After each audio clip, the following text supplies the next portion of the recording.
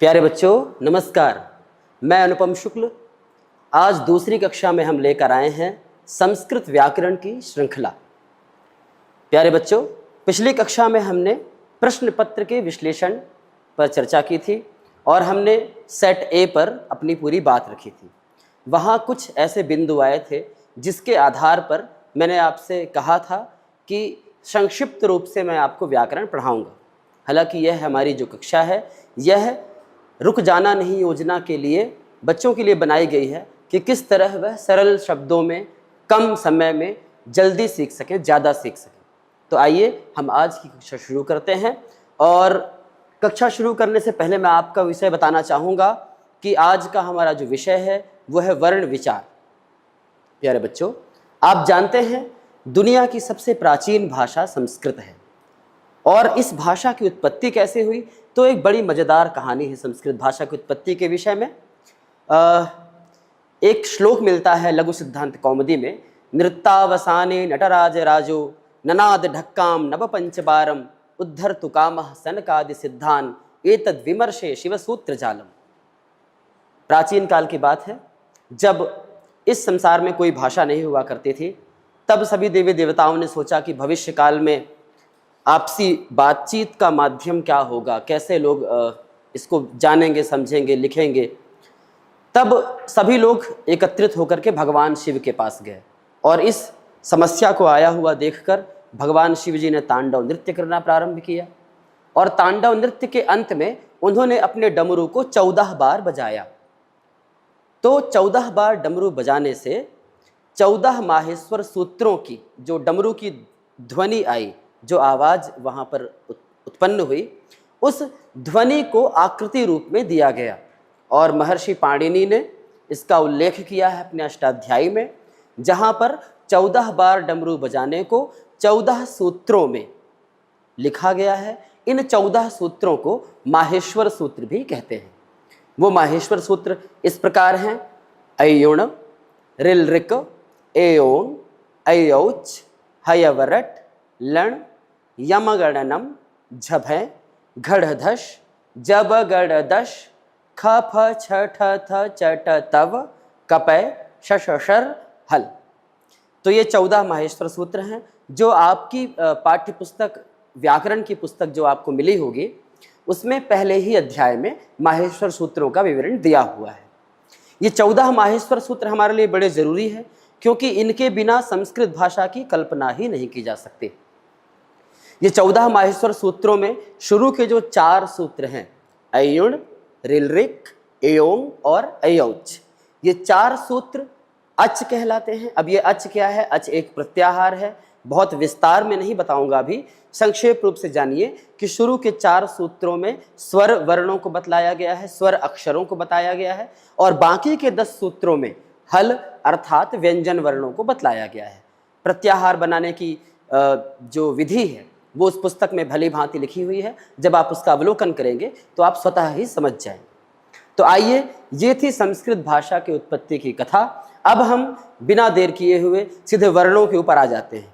वर्ण यानी कि अक्षर।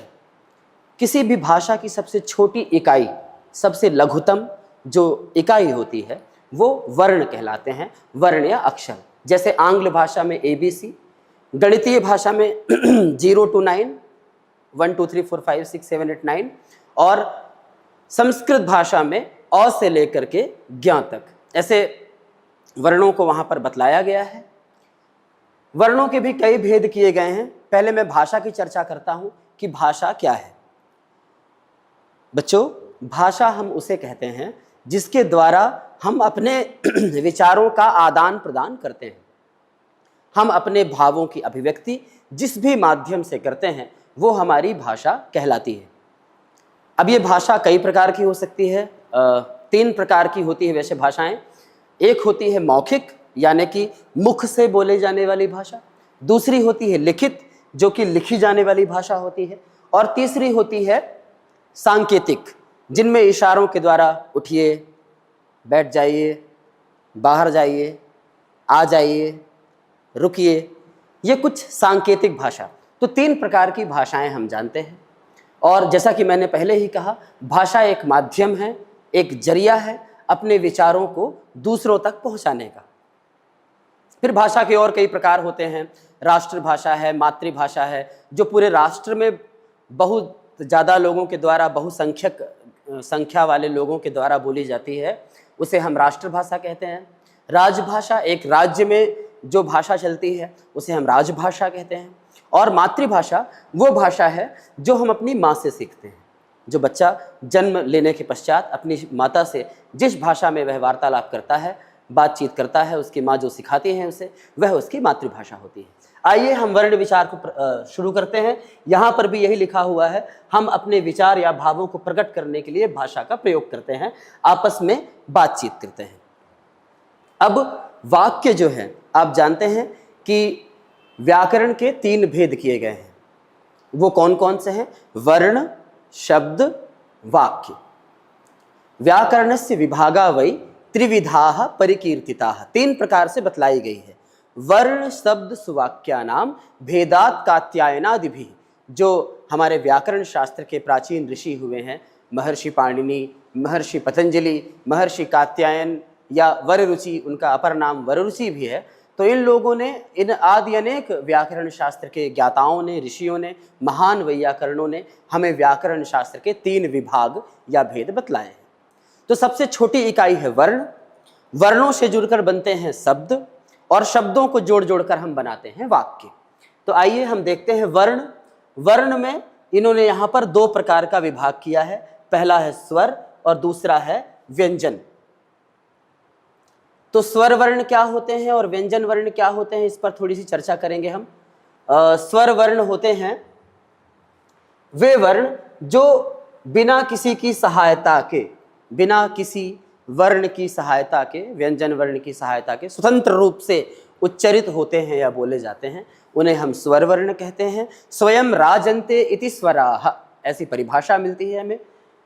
तो स्वतंत्र रूप से उच्चारित होने वाले वर्ण जो हैं वो स्वर वर्ण कहलाते हैं। इनकी संख्या ये आप देख लीजिए, अ, आ, इ, उ, ऋ, लृ, ए, ऐ, ओ, औ। ये यहाँ तक हमारे स्वर वर्ण हैं। मैंने पहले ही आपसे शुरुआत में जिक्र किया कि माहेश्वर सूत्रों में जो हमारे शुरू के 4 सूत्र हैं, अयुण, ऋलृक, एओंग, ऐऔच, ये 4 सूत्र हमारे जो हैं अच, अयुण के अ से लेकर के ऐऔच के चा तक, इनके अंतर्गत आने वाले जितने भी वर्ण होते हैं ये स्वर वर्ण कहलाते हैं। तो यहाँ पर अ और आ लिखा हुआ है। अब ये क्यों लिखा हुआ है, इसकी चर्चा हम आगे करेंगे। फिलहाल हम जानते हैं व्यंजन वर्ण। तो स्वरों की सहायता से उच्चारित होने वाले जो वर्ण होते हैं वो व्यंजन वर्ण कहलाते हैं। अब इनको स्वरों की सहायता से क्यों कहा?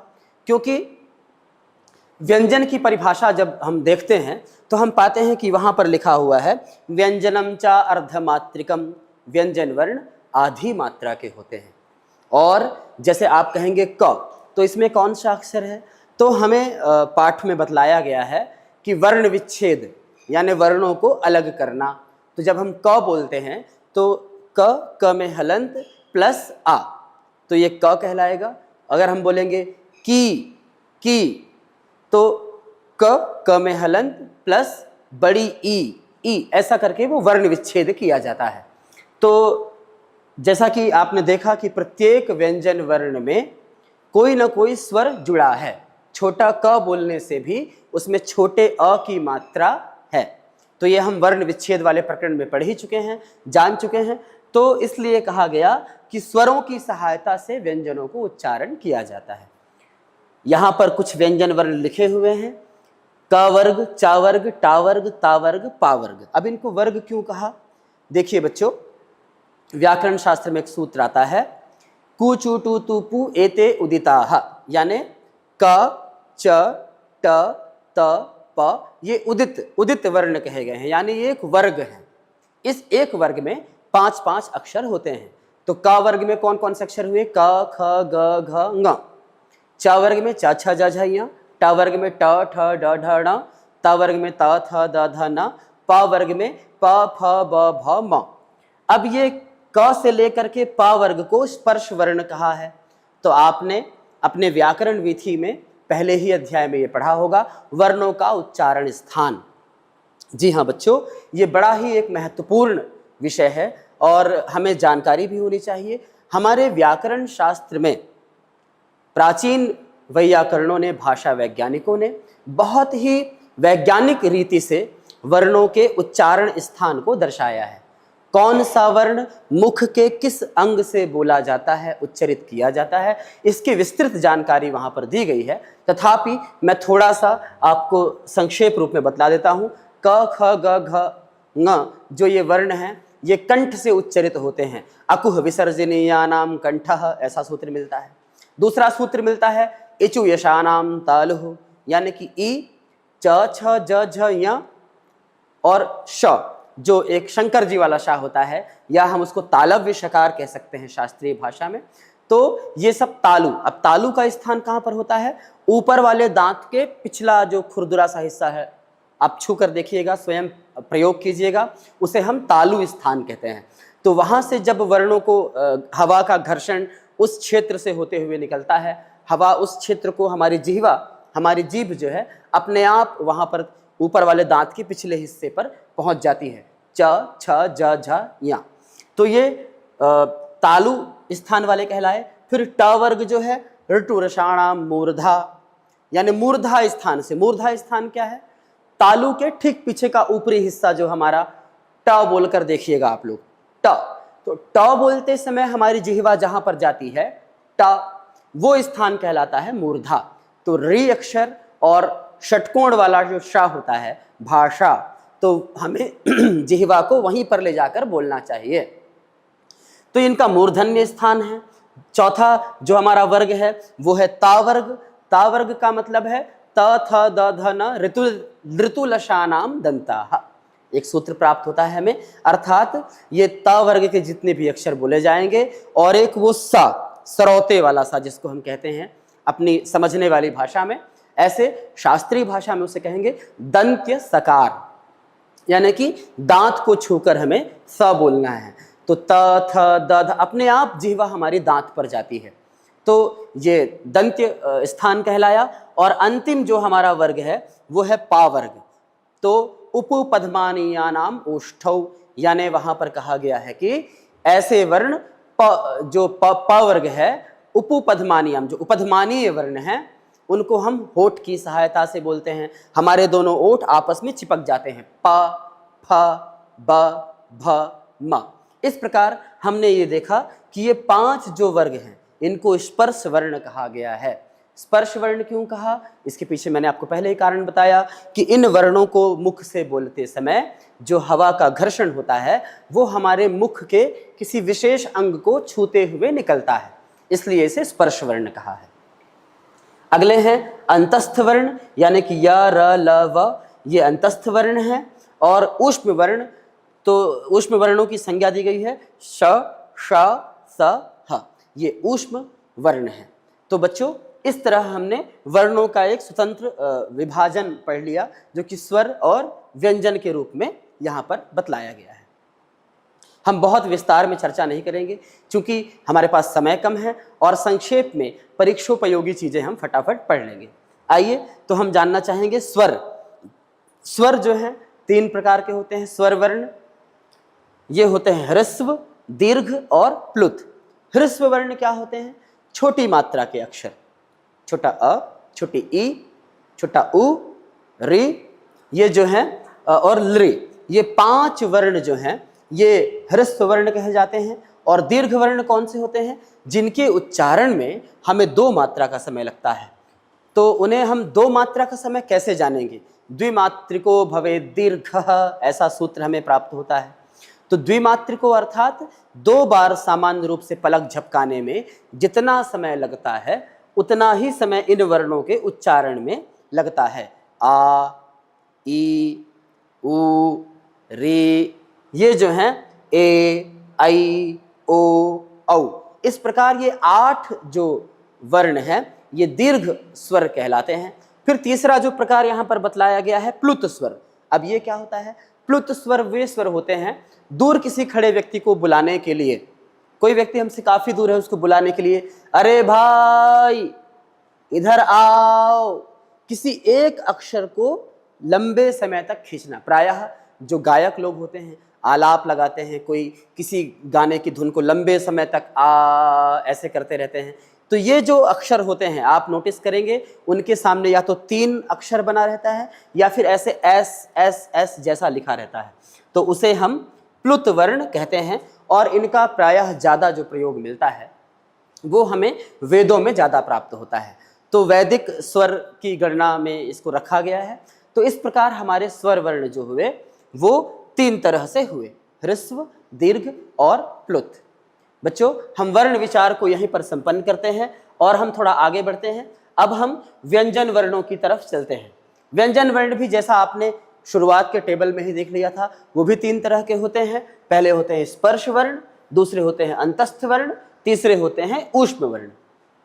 स्पर्श वर्ण मैंने पहले ही बता दिया कि जिनके उच्चारण के समय ऐसे अक्षर जिनको बोलते समय हमारे मुंह से जो ध्वनि निकल रही है वह किसी अंग को छूते हुए निकल रही है। जैसे उदाहरण के लिए उपु पद्मानिया नामोष्ठौ, प फ ब भ म, इनको हम होठ की सहायता से बोलते हैं, प फ। तो ये वर्णों का उच्चारण स्थान बहुत ही वैज्ञानिक तरीके से हमारे संस्कृत व्याकरण में बतलाया गया है। देखिए, क से मां तक 5 वर्ण, इन वर्णों का उच्चारण करते समय जीवा मुख के स्थानों को स्पर्श करती है। अंतस्थ वर्ण या, रा, ला, व ये अंतस्थ वर्ण कहलाते हैं और श, श, श, ह ये ऊष्म वर्ण कहलाते हैं। तो ये 3 प्रकार के व्यंजन वर्ण हमारे हुए। इसके अतिरिक्त कुछ संयुक्त अक्षर भी हैं। संयुक्त का अर्थ क्या हुआ? 2 आपस में जुड़े हुए अक्षर। जैसे कि यहाँ पर है क्ष, क्षत्रिय वाला छ, वो क और मूर्धन्य शकार जो होता है जिसको हम षटकोण वाला शा बोलते हैं, उन दोनों के मेल से श बनता है, क्षत्रिय, कक्षा, है ना। तो वो एक क्या है? संयुक्त वर्ण है। क्यों संयुक्त वर्ण है? क्योंकि उसमें 2 अक्षर आपस में जुड़े हुए हैं। तो उसका प्रयोग आप देख सकते हैं। दूसरा संयुक्त वर्ण है हमारे सामने त्र, त्रिशूल वाला त्र। तो उसमें त प्लस र, पत्र, सर्वत्र, त्रिशूल, ऐसा करके उदाहरण मिलता है। तीसरा जो हमारा संयुक्त वर्ण है वो है ज्ञ, जो कि जा जहाज वाला, और इया से मिलकर के बनता है ज्ञान, विज्ञान, ऐसे। चौथा वर्ण है हमारा द्य, द और य को मिलकर के द्या बनता है, यद्यपि, अद्य, ऐसे प्रयोग आपको देखने को मिलेंगे। 5वां वर्ण है हमारा श्र, जो कि तालब विषकार अर्थात वो शंकर जी वाला शा। तो श और र मिलकर के श्र बनता है, श्री, और भी आश्रम, ऐसे शब्द आपको प्रयोग में देखने को मिलते हैं। 6वां जो हमारा संयुक्त अक्षर है वो है ध। द और ध मिलकर के ये दोनों अक्षर आपस में जब जुड़ते हैं तो ध बनता है, जैसे सिद्ध, युद्ध, विरुद्ध, शुद्ध आदि, ऐसे आपको अनेक प्रयोग देखने को मिलेंगे। इसी तरह से और भी कुछ संयुक्त अक्षर होते हैं, ये कुछ प्रमुख हैं। इसके अलावा प्यारे बच्चों, हमारे वर्णों में 2 तरह के वर्ण और होते हैं, अनुस्वार और विसर्ग।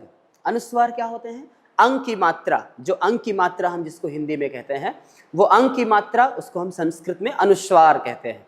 तो ये, और दूसरा है विसर्ग। विसर्ग यानी आहा की मात्रा, जहां पर 2 बिंदु किसी अक्षर के बाद लग जाते हैं, वो आहा की मात्रा विसर्ग वर्ण कहलाते हैं।